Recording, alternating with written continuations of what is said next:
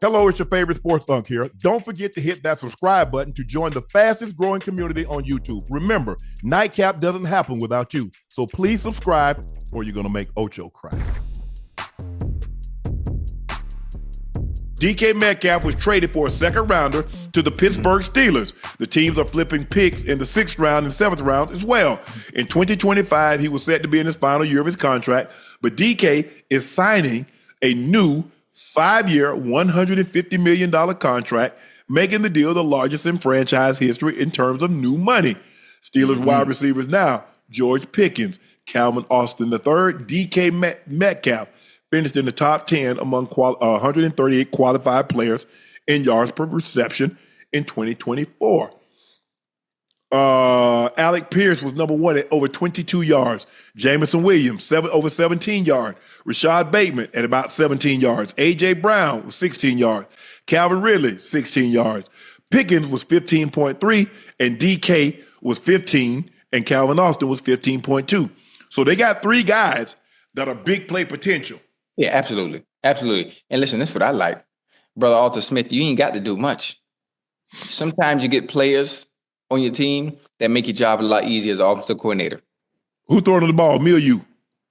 Man, listen, we talk about DK, Pickens together as a duo. I don't care if the Sisters of the North were at quarterback for the Steelers. You get them boys. Who throwing the ball, me or you? But you ain't hear what I said. It could have been one of the Sisters of the North, one of the nuns.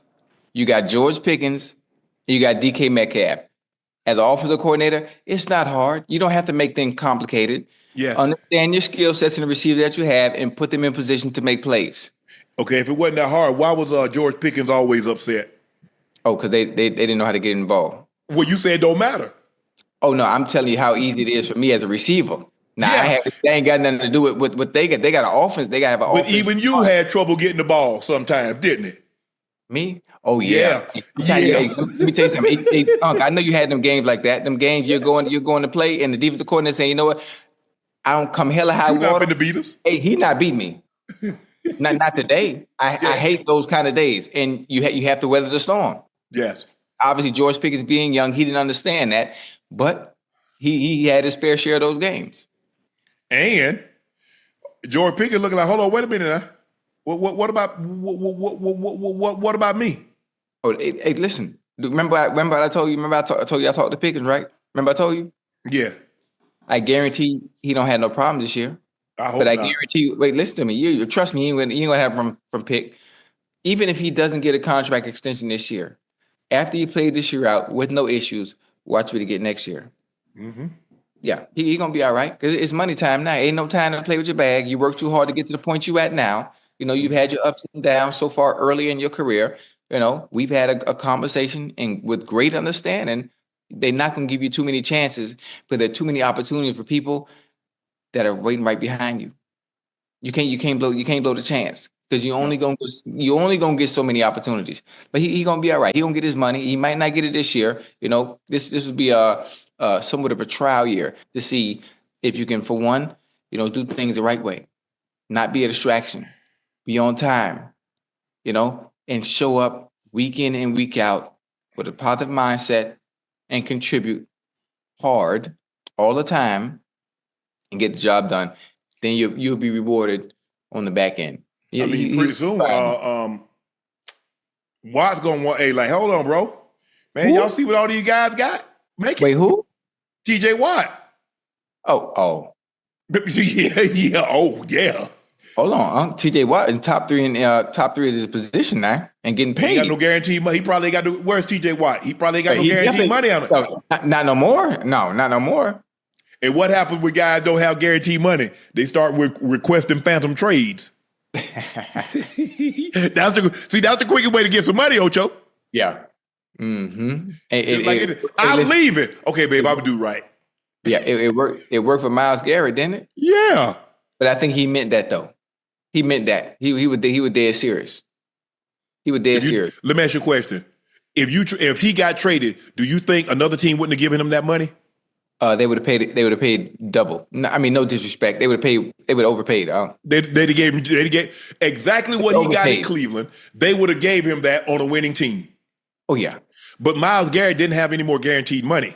This episode of Nightcap is brought to you by Cologuard, a non-invasive colon cancer screening test. Did you know colon cancer is considered one of the most preventable yet least prevented cancers? When caught in the early stages, colon cancer has a survival rate of 90%. So screening and early detections are key to reducing overall colon cancer deaths. That's why the American Cancer Society recommends that if you're at average risk, you begin screening for colon cancer at age 45. And a convenient way to do that is with Cologuard test. The Cologuard test allows you to be in control of your colon cancer screening through prescription-based tests delivered to your door with none of the prep that's required for a colonoscopy. No liquid prep, no days off, no invasive procedures. Plus, Cologuard test is affordable. Most insured patients pay $0, and a follow-up colonoscopy is needed after a positive Cologuard test. This is usually covered by insurance also. So if you're 45 years of older and at average risk, you can ask your healthcare provider about screening for colon cancer with the Cologuard test. You can also request a Cologuard prescription today at Cologuard.com/podcast. The Cologuard test is intended to screen adults 45 and older at average risk for colorectal cancer. Do not use Cologuard test if you have had adenemas, have inflammatory bowel disease, and certain hereditary syndromes, or personal or family history of colorectal cancer. The Cologuard test is not a replacement for colonoscopies. High-risk patients' Cologuard test in adults 45 to 49 is estimated based on a large clinical study of patients 50 and older. False positives and false negatives can occur. Cologuard is available by prescription only. On that. The Steelers significantly upgraded their wide receiver room, but still don't have a quarterback under contract for 2025. Both Justin Fields and Russell Wilson are slated to be free agents when the new league year opens on Wednesday afternoon. Ocho, you're the Steelers. Are you going out? Aaron Rodgers is available. Maybe Kirk Cousins is available. Or do you you're not bringing both of these guys back. It's going to be one or the other, or are you going outside of the building to find you a quarterback?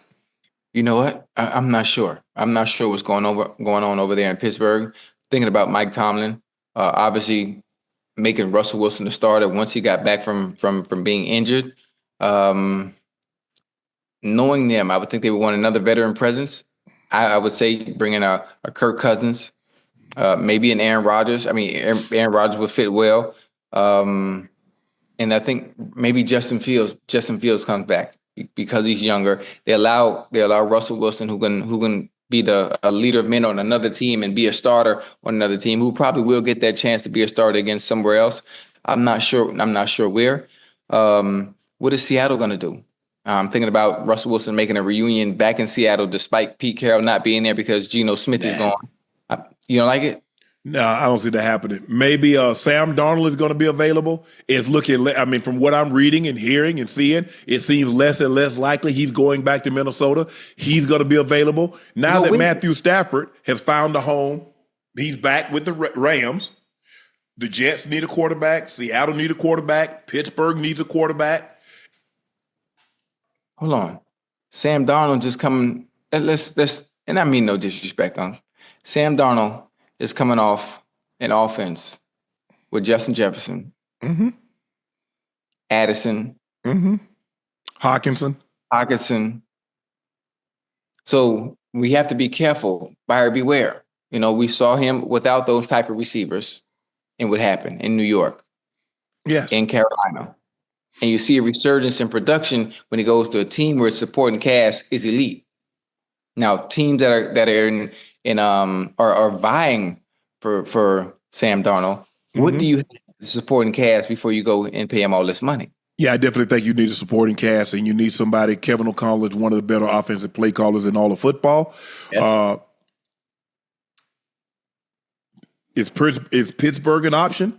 The kind of money that he's going to command, and you just gave a receiver basically average $33 million a year, Ocho.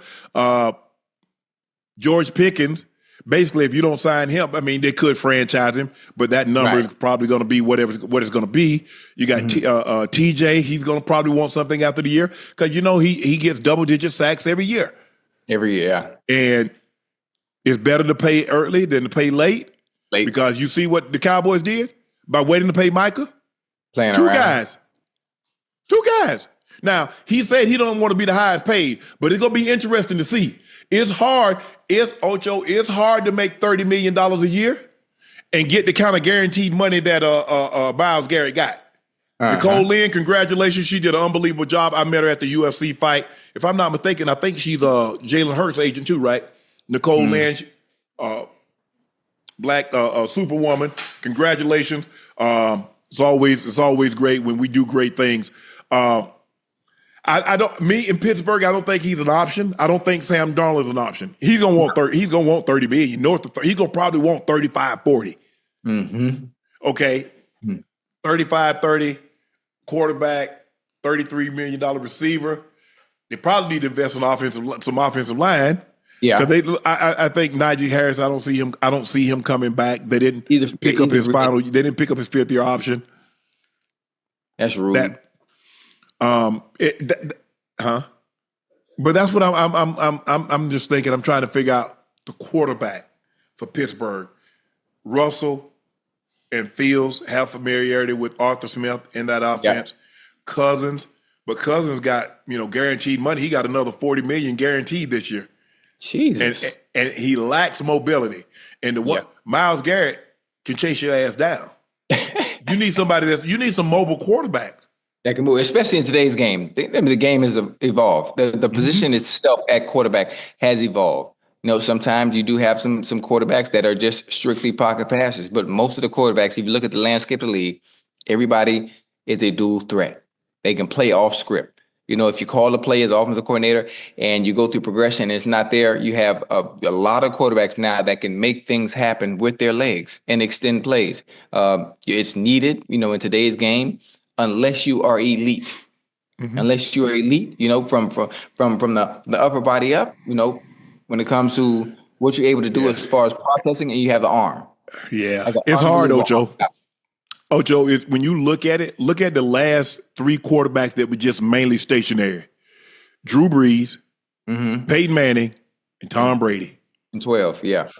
All 3 of those guys had the all-time passing yardage mark. All 3 possessed at one point in time the most touchdown passes. Yes, sir. I think Drew did catch. Did Drew catch? I think he did pass Peyton. And then Brady broke his record, right? I think it's something like that. But you look at what 60,000+ and 70,000 yards and 500 touchdowns and 600 touchdowns. That's crazy. Now the game is so athletic; it's hard for those guys to just be stationary targets, even with the process, because they'll get you, man. Them guys are good. Every Those time. D linemen are good. D linemen now running 4.7, 4.6s. Yeah. Where before, you got a D lineman, he ran 4.9, boy, he was hell. Now you got a D lineman running 4.9, you're like, bro, what's the problem? You got bricks in your pocket? I need to know. Brady has the record at 649. Drew Brees broke Peyton Manning's record of 539 with 571. Tom broke Drew's record with 649. Oh, that's crazy. And if those guys basically did really nothing with their legs, everything was from waist up. That's it. Basically, everything was from the neck up, because none of those guys had Mahomes' arm. No. Marino's arm, Elway's arm. No, everything, all these guys that I mentioned probably couldn't break a window with a brick.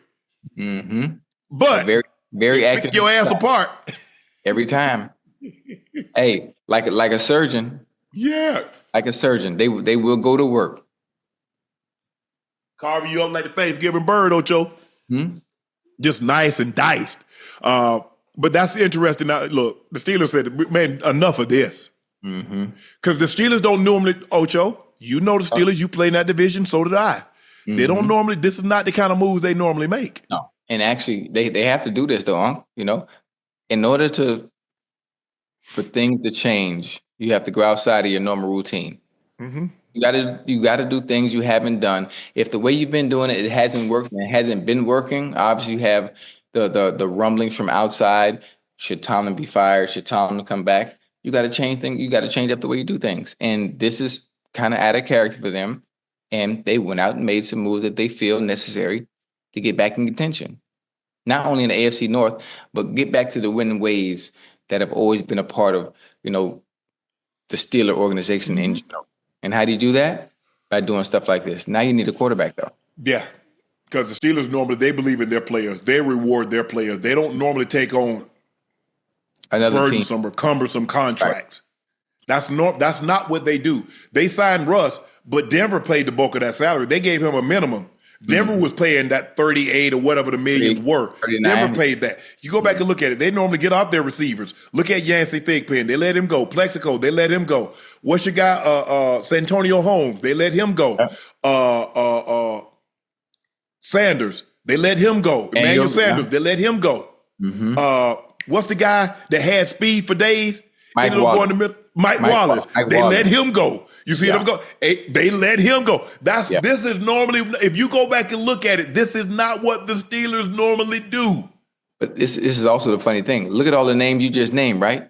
Do you understand? All of them came back to back to back to back. Yes. So nobody can draft receivers like the Steelers. That's one thing they can do. They can draft receivers, Ocho. The Steelers and the Bengals. It's something about that receiver. You got to look. If you can go back as far as you can, the Bengals have always drafted well when it comes to receivers because every year after an era ends, they got another one. They had Juju. Yeah, I forgot about Juju. I was in Cincinnati. Hines Ward. Hines retired, but I'm saying all the other guys that we mentioned, Ocho, they left. Yeah. Antoine Randall left. I mean, you go back and look. I think he came back, though. He came back. I think he went to Washington, and I think he ended up coming back, if I'm not mistaken. Don't quote me, but I think he might have did come back.